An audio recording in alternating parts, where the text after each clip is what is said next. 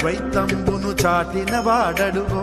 వైదిక ధర్మము నిలిపిన ఆచార్యుండడుగో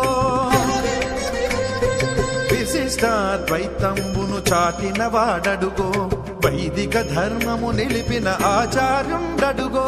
గోపురాణ తిరుమంత్రము చాటిన వాడడుగో మోక్షానికి మార్గమైన రామానుజులరుగో గోపురాణ తిరుమంత్రము చాటిన వాడ